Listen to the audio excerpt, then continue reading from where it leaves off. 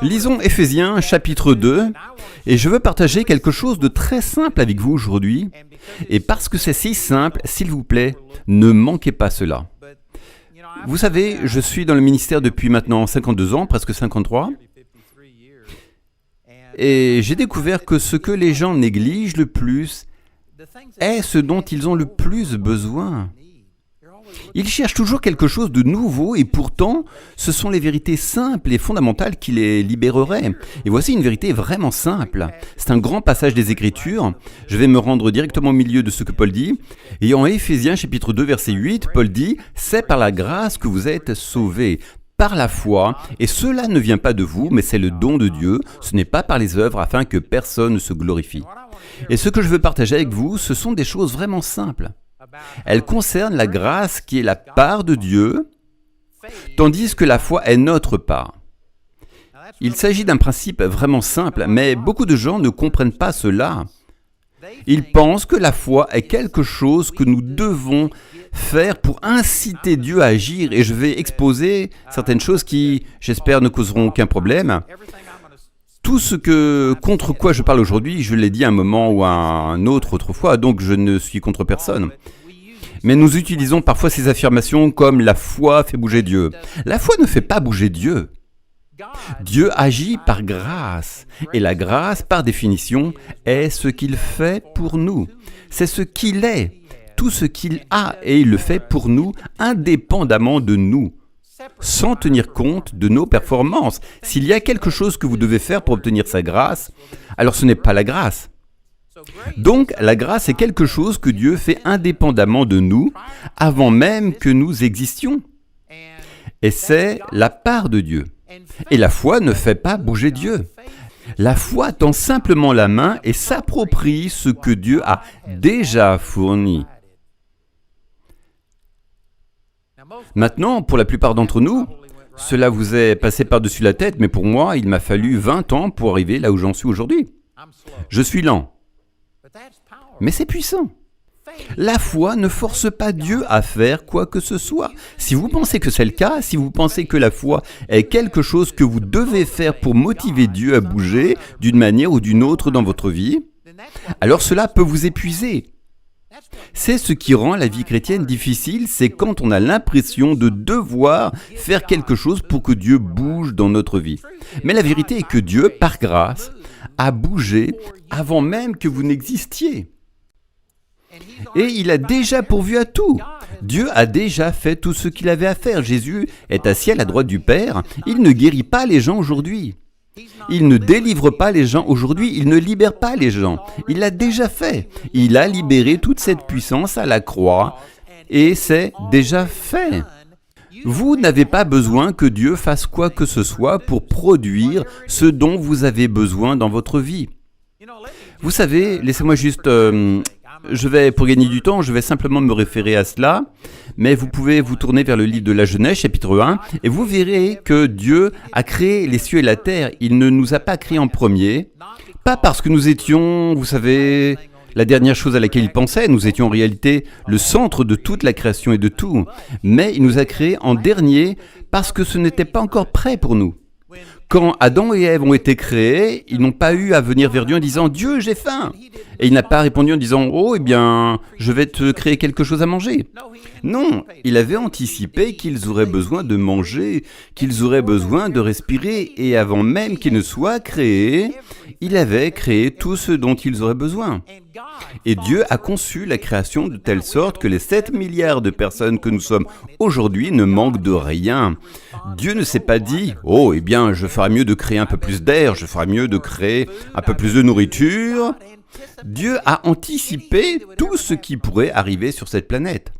Et si nous passions à 14 milliards de personnes, ou quel que soit le besoin auquel nous avons à faire face, Dieu a anticipé les besoins que nous aurons. Avant même de nous créer, il avait créé tout ce dont nous avons besoin. Vous savez, c'est pourquoi je ne suis pas de ceux qui adhèrent à... Je déteste même aborder cela parce que je vais offenser des gens, mais je ne veux pas passer de temps à me justifier. Mais je m'en vais de toute façon, donc je vais dire ce que j'ai à dire et je laisserai Dwayne tout expliquer quand je serai parti. Mais c'est pourquoi je ne crois pas au changement climatique. Et je crois que le climat change tout le temps. Mais vous savez quoi? Penser que Dieu, d'une manière ou d'une autre, ne savait pas cela et que nous allons ruiner la planète, vous ne pouvez pas ruiner la planète. C'est arrogant de penser que vous pouvez, d'une manière ou d'une autre, être plus fort que ce que Dieu a fait. Dwayne arrangera tout cela quand je serai parti. Mais Dieu a tout anticipé. Vous savez, il y a un homme dans mon personnel qui a construit un moteur qui fonctionne à l'eau. Et il a parcouru 100 000 miles avec sa voiture à eau. À l'eau. Si nous manquons de pétrole, Dieu a déjà anticipé ce problème. Il n'y a pas de manque, rien ne manque. Il n'y a que notre connaissance de la manière d'utiliser ce que Dieu a déjà fait qui manque. Quoi qu'il en soit, Dieu a créé tout ce dont vous avez besoin. Et cela n'est pas seulement vrai à la création originale, mais lorsque vous êtes né de nouveau, Dieu a placé à l'intérieur de vous-même le même esprit qui a ressuscité Jésus-Christ d'entre les morts. Éphésiens chapitre 1, versets 18 et 19. Que les yeux de votre intelligence puissent être éclairés afin que vous puissiez comprendre quelle est l'espérance qui s'attache à son appel. Et il dit au verset 19, et quelle est la grandeur surabondante de sa puissance envers nous. C'est la même puissance qu'il a utilisée pour ressusciter Jésus-Christ d'entre les morts. Or, vous avez la même puissance à l'intérieur de vous, si vous êtes né de nouveau, celle qui a ressuscité Jésus d'entre les morts. Vous n'avez pas besoin de plus de puissance. Dieu a déjà tout fait. Lorsque vous êtes né de nouveau, il a mis en vous la puissance de la résurrection. Et vous n'avez pas besoin que Dieu vous guérisse par grâce. Jésus a déjà guéri tout le monde. 1 Pierre 2, 24 dit « Lui-même a porté nos péchés dans son propre corps sur le bois, afin que, morts au péché, nous vivions pour la justice. C'est par ces meurtrissures que vous avez été guéris. » Vous avez été guéris. Vous n'attendez pas que Dieu vous guérisse. Dieu a déjà mis en vous la puissance de la résurrection. Vous voyez, c'est cela la grâce, c'est la part de Dieu. Et la foi n'est pas quelque chose qui vous fait dire « Oh Dieu, je suis allé à l'église, j'ai payé ma dîme, j'ai fait cela, j'ai déclaré la parole. Maintenant, vas-tu me guérir ?» Si c'est ainsi que vous abordez la guérison, c'est la raison pour laquelle vous n'êtes pas guéri. C'est parce que vous ne croyez pas que Dieu l'a déjà fait. Vous croyez qu'il doit répondre à vos actions. Et cela vous ouvre à la condamnation, parce que la vérité est que personne d'entre nous fait tout parfaitement. Chacun d'entre nous a échoué. Ma femme a amené ma petite fille en voyage, et donc j'étais seul ces derniers jours et j'ai étudié la parole pendant 12 heures par jour. Juste à étudier la parole. Vous pensez, mec, n'est-ce pas génial? Mais vous savez quoi? Ce n'est jamais assez. Ce n'est jamais assez. Ce n'est pas assez si je dépendais du fait que j'ai étudié la parole et que « Oh Dieu, j'ai fait ceci et cela !» Eh bien, le diable viendrait dire « Eh bien, tu étais éveillé 15 heures, qu'as-tu fait des 3 autres? Tu les as gaspillés. » Tant que vous dites « Dieu, j'ai fait ceci et cela, maintenant vas-tu bouger ?» Vous venez de vous ouvrir à la condamnation, à la culpabilité, à l'échec. Vous basez votre guérison ou tout ce en quoi vous croyez sur vous-même et non sur Dieu. Mais voyez-vous, si vous le comprenez correctement, Dieu ne réagit pas à votre foi. Dieu n'a pas répondu à Adam et Ève qui leur auraient dit « J'ai faim, j'ai besoin de quelque chose ». Non, avant même qu'il n'ait un besoin, il avait déjà créé la provision. Dieu a anticipé tout ce dont vous aurez besoin et par grâce, c'est déjà fait. Quand Jésus a dit « C'est accompli », il voulait dire que c'est accompli. Il est maintenant assis à la droite du Père. Il n'a pas à travailler à accomplir des choses. Cela est déjà fait, et il a placé à l'intérieur de chacun de nous cette puissance surnaturelle de résurrection. Et c'est ce qu'est la foi, c'est simplement tordre la main et s'approprier ce que Dieu a déjà fourni par grâce. Quand Adam et Ève avaient faim, ils n'avaient pas à demander à Dieu, Dieu avait déjà tout prévu, mais ils devaient quand même faire quelque chose. Ce qu'ils avaient à faire, c'est comme si c'était une banane, ils devaient tendre la main, la prendre, la peler et la manger. Dieu ne le leur a pas simplement mis dans la bouche ou ne les a pas nourris par intraveineuse. Ils avaient quelque chose à faire, mais leur foi était simplement une réponse à ce que Dieu avait déjà pourvu. Voici une autre définition de la foi. La foi, ce n'est pas seulement s'approprier ce que Dieu a déjà pourvu, mais la foi est une réponse positive à ce que Dieu a déjà fait. Si vous appelez la foi quelque chose que vous faites pour obtenir une réponse positive de Dieu, alors ce n'est pas la foi, c'est ce que la Bible appelle les œuvres, et c'est la seule chose qui stoppera la puissance de Dieu. Vous devez arriver à un point où vous n'essayez plus de faire quelque chose pour pousser Dieu à agir, mais au lieu de cela, vous répondez à ce que vous croyez que Dieu a déjà fourni par grâce. Permettez-moi d'utiliser un autre passage des Écritures pour illustrer cela, dans Marc chapitre 11 et au verset 24. Et au verset 24, ce sont les passages que Kenneth Hagin a écrits. Si vous avez déjà entendu Kenneth Hagin prêcher, il prêchait sur cela presque à chaque fois. Il est dit en Marc chapitre 11 verset 24, « C'est pourquoi je vous dis, tout ce que vous demanderez en priant, croyez que vous l'avez reçu, et vous le verrez s'accomplir. »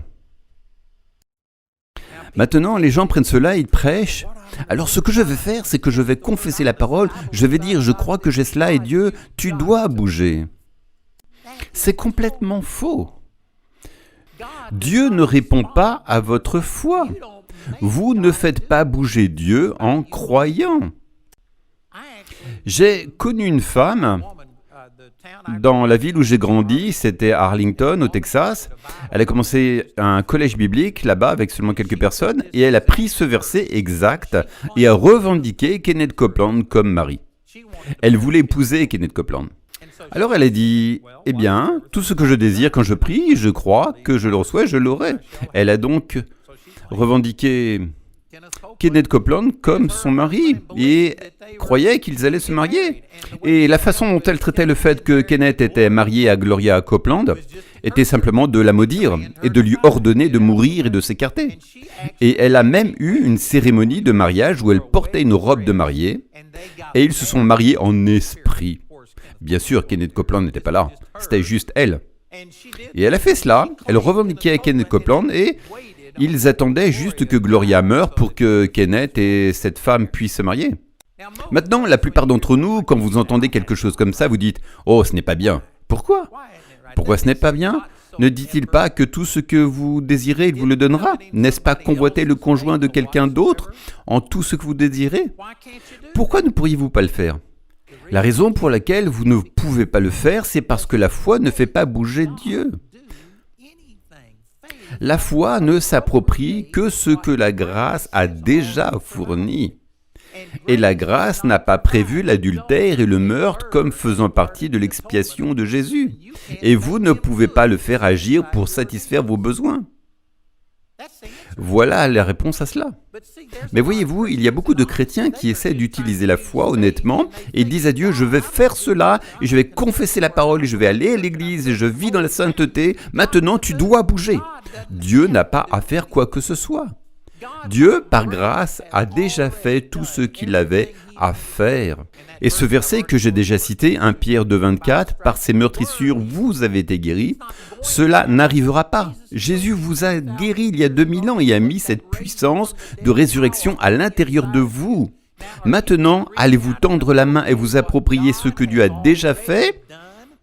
Ou allez-vous essayer de faire quelque chose pour pousser Dieu à vous guérir ? Il y a une énorme différence entre ces deux attitudes. Il y a une énorme différence entre rester ici et lutter parce que je suis déjà guéri. Jésus y a déjà pourvu pour moi et il n'y a pas de démon assez puissant pour voler ce que Jésus m'a donné.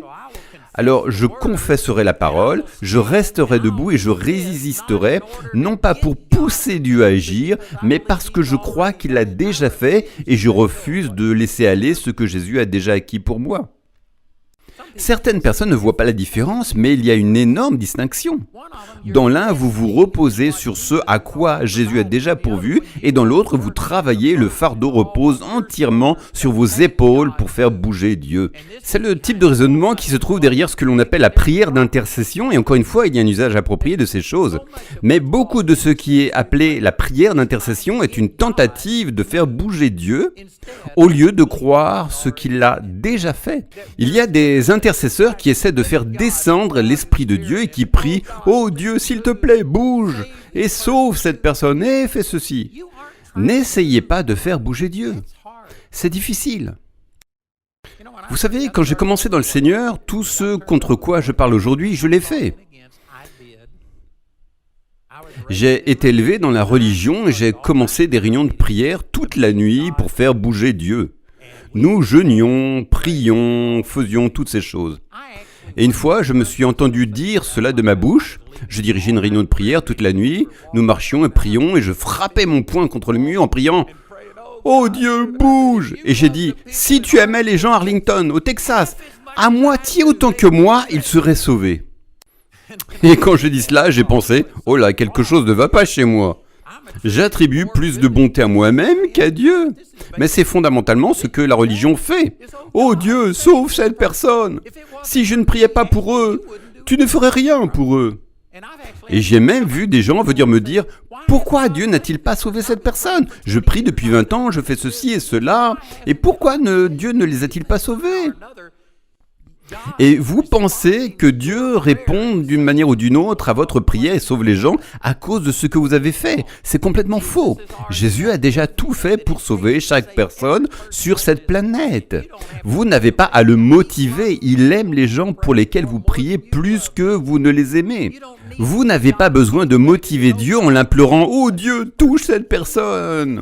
Ce genre de choses est en réalité offensant pour Dieu.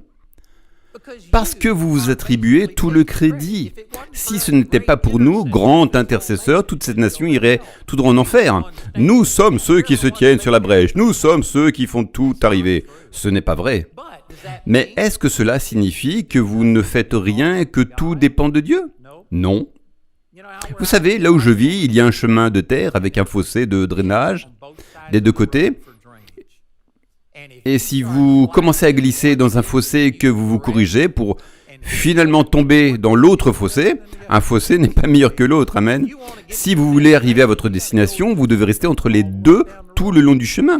Mais il y a un fossé des deux côtés. Le fossé de la grâce, quand vous commencez à dire que Dieu a déjà tout pourvu, et le fossé de l'autre côté, c'est celui qui mène à la passivité. Que sera, sera, ce qui sera, sera. C'est tout entre les mains de Dieu, je n'ai rien à faire avec ça. C'est faux. Mais ensuite, le fossé de l'autre côté, lorsque vous entrez dans la foi, c'est que la foi fait bouger Dieu. Je dois faire bouger Dieu. Je vais commencer à confesser la parole, je vais faire ceci, et Dieu doit maintenant bouger, parce que j'ai cru en lui. C'est aussi un fossé, et cela vous épuisera. Il y a un équilibre entre ces deux. Et l'équilibre est que Dieu, par grâce, est déjà mort pour les péchés du monde entier.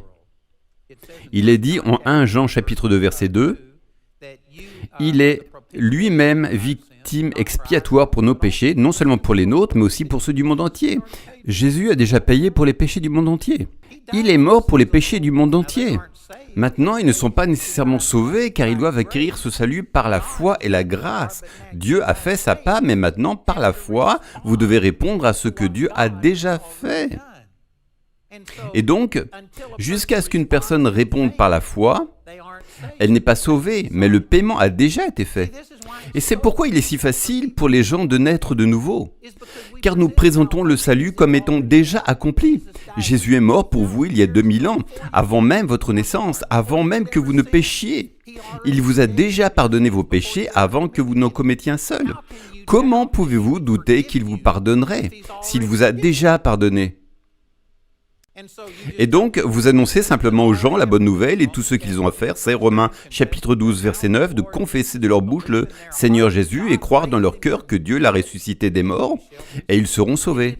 Ce passage ne dit pas que si vous faites ces choses, alors Jésus mourra et pardonnera vos péchés. Non, il a déjà fait l'expiation, il a déjà payé le prix. Vous n'avez pas à vous demander s'il le fera. C'est déjà fait et tout ce que vous avez à faire, c'est tendre la main et recevoir. Et c'est la raison pour laquelle il est si facile pour les gens de naître de nouveau. C'est parce qu'on leur présente que Jésus les aime déjà. Maintenant, allez-vous recevoir ? Vous n'avez pas à faire quelque chose pour motiver Dieu de vous sauver. Il vous aimait déjà tellement qu'il a envoyé son Fils qui est mort pour vous. Il a déjà payé le prix. La question n'est pas de savoir s'il vous aime. Il vous aime. Accepterez-vous ce salut ? Et quelqu'un pourrait penser, mais je ne suis pas bon. Eh bien, cela n'a rien à voir avec vous, car le salut est une grâce. La grâce a pourvu à votre salut. Jésus est mort pour vous, indépendamment de ce que vous méritez. Avant même que vous n'existiez, il était déjà mort pour vous. C'est merveilleux. Et parce que nous le présentons comme quelque chose que Dieu a déjà fait, maintenant, cela dépend de vous. Croirez-vous et recevrez-vous ou douterez-vous et ferez-vous sans ? Et parce que nous présentons les choses ainsi, devinez quoi ? La foi des gens est activée parce que leur foi est en Dieu et non en eux-mêmes, non dans le fait que je dois faire quelque chose pour que Dieu me sauve.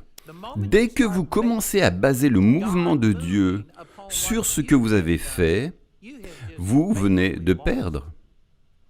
Parce que peu importe à quel point vous êtes bon, peu importe si vous êtes meilleur que moi, meilleur que Dwayne, meilleur que n'importe qui ici, aucun de nous ne mérite le salut. Et dès que vous commencez à dire « Dieu, suis-je assez bon ?» Dès que vous avez fait cela, Satan, qui est l'accusateur des frères, viendra et il soulignera quelque chose en vous qui n'est pas correct. Et pour ceux d'entre vous qui pensent que vous allez un jour tout régler, cela n'arrivera jamais. Je suis né de nouveau il y a 62 ans. Je marche avec le Seigneur depuis 52 ans. Et vous savez quoi ? Je fais toujours des erreurs. J'ai fait quelque chose de stupide. La semaine dernière, j'ai pensé, Dieu, je suis censé être meilleur que ça. Mais vous savez quoi ? J'ai une chair. Je suis normal, je ne suis pas parfait, je ne serai jamais parfait. Et dès que vous commencez à dire, Dieu, maintenant je mérite cela, vous venez de vous exposer au diable. Il est dans ce business depuis des milliers d'années. C'est lui qui a planté la plupart de vos pensées, sentiments et émotions en vous. Il sait toutes les choses pourries que vous avez faites. Il vous exposera d'une manière ou d'une autre et vous fera vous sentir indigne. Et si votre foi est en vous-même et en ce que vous faites, alors vous vous sentirez condamné. Et vous ne douterez pas que Dieu est capable d'agir, mais qu'il le fera pour vous. Mais voyez-vous, une fois que vous aurez compris qu'il a déjà agi, que par ses meurtrissures vous avez été guéris, qu'il est déjà la propitiation de vos péchés, qu'il a déjà payé, qu'il a déjà témoigné de son amour envers vous, vous êtes déjà rempli d'amour, de joie, de paix, de patience, Galates 5,22, il a déjà mis tout cela en vous. Vous avez tout ce dont vous avez besoin. Éphésiens chapitre 1 verset 3 dit « Béni soit le Dieu et Père de notre Seigneur Jésus-Christ, qui nous a au passé bénis de toute bénédiction spirituelle. » Vous êtes déjà bénis. Il n'y a rien dont vous avez besoin, guérison, argent, joie, paix, leadership, sagesse, une voix de Dieu, rien dont vous aurez besoin auquel Dieu a déjà répondu et donné de manière non gagnée, non méritée. Il s'agit juste de croire et de recevoir. Et savez-vous que l'ignorance nous empêche de recevoir de Dieu ? Intuitivement, les gens ne pensent pas de cette manière, car cela va à l'encontre de leur pensée naturelle. Dans le système mondain, vous devez tout gagner, et cela commence dès notre prime enfance. Nous allons à l'école et nous chantons ABC, ABCD, EFG. Maintenant, j'ai dit, mais ABC, que penses-tu de moi, maman ? Et elle dit, oh, c'est bien. Et quand nos enfants font bien, nous les félicitons, nous leur donnons des récompenses, et puis ils viennent avec un D, et nous disons qu'ils sont punis. Et nous disons aux gens qu'ils obtiennent essentiellement ce qu'ils méritent. Et dans le naturel, c'est vrai. Et vous devez apprendre qu'il y a des conséquences aux actions. Mais avec Dieu, vous n'obtenez pas ce que vous méritez. Si vous suivez simplement ce qui est intuitif, si vous suivez simplement comment vous vous sentez et ce que vous pensez, Dieu, j'ai besoin de guérison, alors je vais te chercher, je vais aller à l'église, je vais donner mes dîmes, je vais faire toutes ces choses, et maintenant, vas-tu me guérir ? C'est la seule chose qui arrêtera la puissance de Dieu d'opérer dans votre vie parce que vous essayez d'obtenir ce que vous méritez. Et je vous dis, frères et sœurs, que si nous avions ce que nous méritions, nous irions tous en enfer. Si nous avions ce que nous méritions, aucun de nous ne serait guéri. Dieu a établi son royaume de telle manière que vous n'obtenez pas ce que vous méritez. Vous obtenez ce que Jésus méritait. Et la seule chose que vous avez à faire, eh bien, Romains chapitre 5, verset 2 dit que nous avons accès par la foi à cette grâce dans laquelle nous persistons. La seule chose que vous avez à faire pour accéder à la grâce de Dieu est simplement de croire qu'il l'a fait de manière non gagnée, non méritée. Et si vous commencez à avoir confiance en vous-même, c'est précisément ce qui arrête la puissance de Dieu. Car par grâce, il ne vous donnera pas ce que vous méritez, sinon vous auriez de gros problèmes. La seule façon de recevoir les choses de Dieu est par grâce, à travers la foi, et cela ne vient pas de vous-même, cette foi n'est pas de vous. En fait, Dieu vous donne sa foi. La foi vient de ce qu'on entend, et ce qu'on entend vient de la parole de Dieu. J'ai vu des milliers de personnes venir dans mes files de prière. Dwayne et moi parlions un peu de cela avant le service de Dave Dwell et des jours où je venais ici. Est-ce que quelqu'un ici se souvient des jours avec Dave Dwell et de ma venue? C'était un homme sauvage. Et nous avons fait quelque chose, c'était génial. Mais de toute manière, dans mes réunions, j'ai eu des milliers de personnes venir me demander de leur imposer les mains. Et je veux dire, c'est probablement la majorité des gens qui ont dit quelque chose comme je jeûne, je prie, j'étudie la parole, je donne mes dîmes, je vais à l'église, je fais ceci, cela. Pourquoi est-ce que Dieu ne me guérit pas? Je leur réponds, vous venez de me dire pourquoi Dieu ne vous a pas guéri. Parce que vous n'avez pas mentionné ce que Jésus avait fait pour vous par grâce. Vous avez mentionné ce que vous avez fait et vous révélez que vous croyez que Dieu va agir dans votre vie à cause de vos actions. C'est précisément ce qui empêche Dieu d'agir. Dieu ne coulera pas à travers vous et ne vous utilisera pas à cause de vous. Il vous utilise à cause de ce que Jésus a fait. Et encore une fois, il est dit en Hébreux chapitre 4 verset 2, en parlant des enfants d'Israël qui sont sortis du pays d'Égypte, et il dit que la parole qui leur a été prêchée ne leur a servi de rien parce qu'elle n'a pas été mélangée avec la foi en ceux qui l'entendaient. Vous devez mettre de la foi dans la grâce de Dieu pour libérer sa puissance. Vous savez, c'est un peu comme un train à deux rails. Et il fonctionne entre ces deux rails. Et si vous avez juste un rail ici, vous aurez un déraillement de train. Si tout ce que vous avez, c'est la grâce, ou si tout ce que vous avez, c'est la foi, vous aurez un déraillement de train. Il doit y avoir un équilibre. C'est comme le sodium et le chlorure. Saviez-vous que le sodium est un poison? Si vous en mangez assez, cela vous tuera. Le chlorure est un poison. Si vous en mangez assez, cela vous tuera. Mais vous les mélangez ensemble et cela devient du sel et vous ne mourrez pas. Savez-vous que la grâce est comme cela? Si tout ce que vous faites, c'est parler de la grâce, alors cela conduit à ce que les gens vivent simplement un style de vie impie. Parce qu'après tout, c'est tout au sujet de Dieu. Dieu m'aime simplement par grâce. Ce n'est pas basé sur ma performance. Mais si vous ne comprenez pas que la foi est ce que je dois faire pour accéder à la grâce de Dieu, non pour la mériter, mais Dieu y a déjà pourvu, mais vous accédez à la grâce par la foi. Donc je dois étudier la parole, je dois prier, je dois vivre une vie sainte. Alors votre foi n'est pas en ce que vous avez fait, votre foi est dans la grâce de Dieu.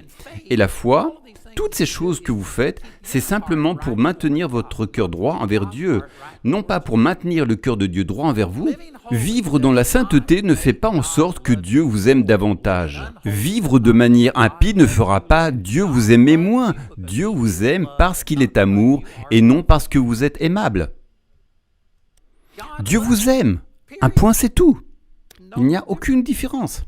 Mais si vous n'étudiez pas la parole, si vous ne cherchez pas le Seigneur, si vous ne gardez pas votre esprit fixé sur le Seigneur, ce matin j'ai étudié Ésaïe 26:3 qui dit « Le Seigneur gardera dans une paix parfaite celui dont l'esprit est fixé sur lui ». Dieu nous aime tous, mais si votre esprit n'est pas fixé sur lui, si vous passez votre temps à regarder à l'actualité et toutes les sottises qui se passent, si c'est de cela dont vous vous nourrissez, vous n'aurez pas une paix parfaite. Pas parce que Dieu ne vous aime pas et ne veut pas vous la donner, mais parce que votre esprit n'est pas fixé sur lui. Donc la raison pour laquelle vous fixez votre esprit sur lui, la raison pour laquelle vous étudiez la parole, la raison pour laquelle vous allez à l'église, la raison pour laquelle vous faites ces choses n'est pas pour faire en sorte qu'il vous aime. Il vous aime parce qu'il est amour, il vous aime indépendamment de vous.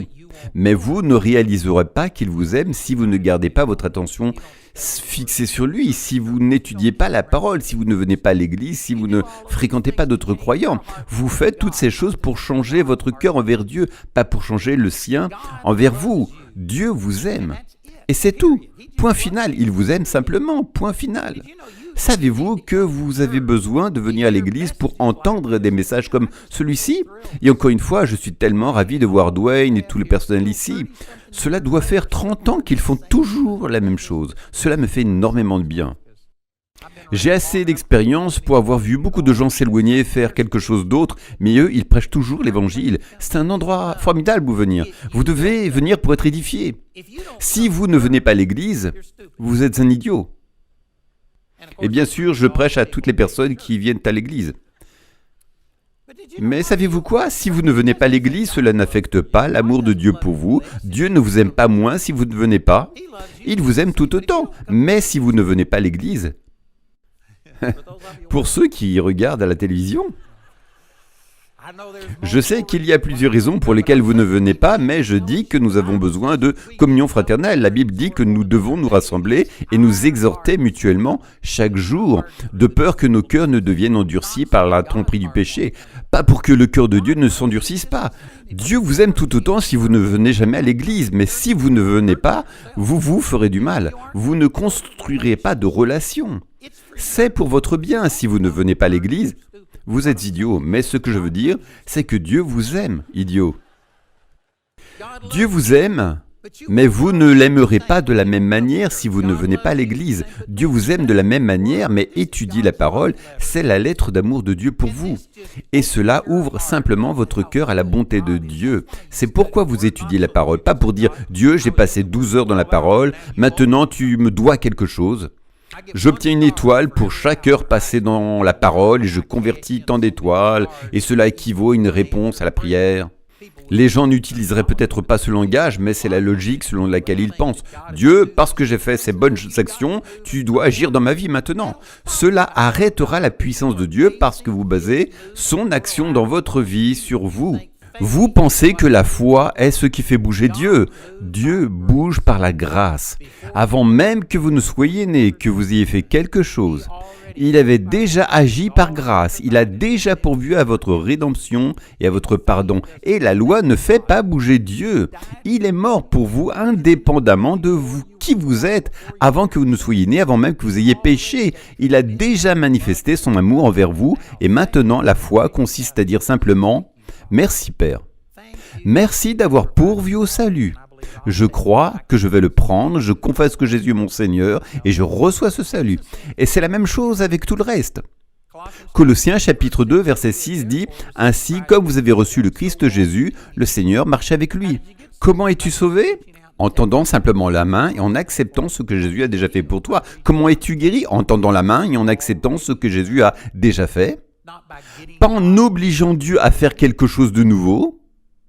C'est puissant. Vous savez, nous avons plus de 40 témoignages sur mon site web de personnes qui ont été miraculeusement guéries, y compris des résurrections, la guérison de la sclérose en plaques et bien d'autres choses.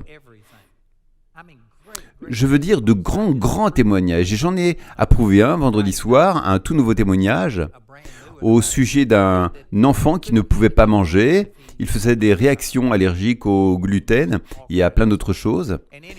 Il est allé à l'hôpital plusieurs fois par an, a frôlé la mort, et ses parents ont eu accès à tous ces enseignements. Ils ont commencé à croire en la parole, ils ont demandé « Veux-tu une pizza ?» Il a dit « Ouais ». Il n'avait jamais mangé de pizza. Il avait 8 ans, alors ils lui ont donné de la pizza et en moins de 30 minutes, il était sur le point de mourir. Et vous savez quoi? Ils ont simplement pris une décision. Allons-nous croire en ce que dit la parole? Allons-nous courir de nouveau chez les médecins? Je ne veux pas qu'on me comprenne mal. Je ne vous dis pas de ne pas aller chez le médecin. Mais ils en étaient arrivés au point où ils savaient que Jésus l'avait déjà fait. Et ils n'essayaient pas de faire quelque chose pour qu'il soit guéri. Ils croyaient simplement qu'il était déjà guéri et ils n'étaient pas ébranlés par ce qu'ils voyaient. Et de toute façon, ils se sont simplement tenus debout en prière et en 10 ou 15 minutes, il était normal. Le lendemain, il a mangé autre chose et il a une réaction similaire. Et ils se sont tenus et ont cru et en une semaine ou deux, il était totalement guéri. Maintenant, il a 18 ou 15 ans, quelque chose comme ça. Et il est complètement guéri. Il mange tout ce qu'il veut. Leur position et leur confession et la prière sur leur fils n'ont pas fait en sorte que Dieu le guérisse. Mais plutôt, ils étaient simplement que Jésus, tu l'as déjà fait, et nous refusons de vivre en deçà de nos privilèges. Il leur a donc fallu passer du temps dans la parole pour en arriver à un point où ils pouvaient croire plus que ce qu'ils voyaient. En fait, le père, dans ce témoignage que je lisais, a même dit « J'avais l'impression de tuer mon fils et il a dû lutter contre ses propres pensées. » Vous ne pouvez pas le faire À moins d'avoir été dans la parole. Ce n'est pas être dans la parole qui vous permet de mériter la guérison, non, c'est que Satan vient contre vous. Nous vivons dans une société qui baigne dans l'incrédulité. Je pourrais passer beaucoup de temps là-dessus, mais je ne devrais pas avoir à passer beaucoup de temps à le vérifier. Il vous suffit d'allumer la télévision pour voir l'incrédulité partout. Et donc cela nous presse de tous côtés. Et je vous garantis que, à moins que vous n'ayez le nez dans la parole, à moins que vous ne passiez plus de temps à la lumière de la parole de Dieu qu'à la lumière de votre télévision, vous ne pourrez pas tenir bon quand quelque chose semblera contraire. Donc, la raison pour laquelle vous allez dans la parole est pour vous édifier et augmenter votre foi, pas pour faire en sorte que Dieu vous aime davantage. Dieu ne peut pas vous aimer plus qu'il ne le fait déjà. Il vous aime, point final. Il vous aime et il n'y a rien que vous puissiez y faire. Il n'y a rien que vous puissiez faire pour qu'il vous aime davantage. Il n'y a rien que vous puissiez faire pour qu'il vous aime moins, mais il y a des choses que vous pouvez faire qui vous feront aimer Dieu davantage. Donc, je reviens au verset original que j'utilisais. Par grâce, vous affirmez que Jésus a pourvu à tout, non seulement au pardon des péchés, mais aussi à la guérison, la prospérité, la joie, la paix. Tout ce dont vous avez besoin a déjà été pourvu. Maintenant, allez-vous simplement vous reposer et croire que c'est fait? Ou allez-vous croire que vous devez faire quelque chose? Que vous deviez appeler 1000 intercesseurs et les faire prier pour faire bouger Dieu, tordre le bras de Dieu, le forcer à faire quelque chose? Si c'est l'attitude que vous avez, c'est précisément ce qui vous empêchera de recevoir de Dieu. Vous devez arriver à vous reposer dans le Seigneur. Vous savez, je vais probablement enseigner là-dessus dans la prochaine session, Hébreux chapitre 4 sur le repos du Seigneur, c'est puissant. Mais pour l'instant, si cet enseignement vous a aidé et que vous comprenez maintenant certaines choses, si vous n'êtes jamais né de nouveau, avec cette même simplicité, vous pouvez recevoir Jésus comme celui qui a payé pour vos péchés. Ce n'est pas une question de « Oh Jésus, veux-tu me sauver ?» Il a déjà payé le prix. Allez-vous recevoir ce qu'il a fait? Si vous avez besoin de guérison dans votre corps, ce n'est pas une question de « Oh Dieu, pourrais-tu me guérir aujourd'hui ?» Non, il vous a déjà guéri. Par ses meurtrissures, vous avez été guéri. Allez-vous vous reposer dans ce repos que Dieu a fait? Ou allez-vous recevoir une condamnation que vous n'avez pas fait assez et que vous devriez en faire plus, que vous devriez être plus saint avant que Dieu n'agisse? Dieu vous a déjà guéri, il vous a déjà sauvé, il vous a déjà pardonné. C'est une question de allez-vous recevoir ce qu'il vous a déjà acquis? Alors laissez-moi vous demander aujourd'hui, juste pour des raisons de temps et parce que les gens ne peuvent pas s'avancer pour qu'on leur impose les mains, si vous avez réalisé qu'il y a un domaine de votre vie où vous avez essayé de faire bouger Dieu, au lieu de simplement recevoir ce qu'il a déjà fait, au lieu de vous reposer en lui, et vous dites « Ma foi a été ravivée aujourd'hui avec cette vérité. Je suis prêt à recevoir maintenant. » Si c'est le cas, je veux juste que vous vous leviez, là où vous êtes, et je vais prier pour vous. Nous croyons pour la guérison, le salut, la délivrance, la prospérité, tout ce dont vous avez besoin. Si vous avez besoin de quelque chose et que votre foi a été ravivée, et que vous êtes prêt à croire, levez-vous simplement. Merci Jésus. Et pour ceux qui regardent chez eux sur Internet, vous pouvez recevoir directement du Seigneur, où que vous soyez. Père, je prie maintenant pour toutes ces personnes et nous te remercions, car Jésus a déjà pourvu à tout. Père, tout comme pendant la louange et l'adoration aujourd'hui, alors que nous te glorifions pour ce que tu as déjà fait. Père, nous croyons que tu as déjà pourvu. Nous étendons simplement la main et recevons comme un cadeau, non comme un salaire à gagner. Nous recevons ta bonté. Père, je prie pour ceux qui ont besoin du salut maintenant. Père, tu as dit que si nous confessons de notre bouche et croyons dans notre cœur que Jésus est ressuscité des morts, nous serons sauvés. Père, pour toute personne qui te connaît, qui ne te connaît pas personnellement, je prie qu'à ce moment précis, elle dise de sa bouche « Jésus, je te fais Seigneur, je reçois ce salut. » Et nous croyons qu'ils sont nés de nouveau. Nous croyons que les gens sont guéris. Au nom de Jésus, prospères, délivrés, libérés, quoi que ce soit dont ils ont besoin, nous le recevons maintenant au nom de Jésus. Amen.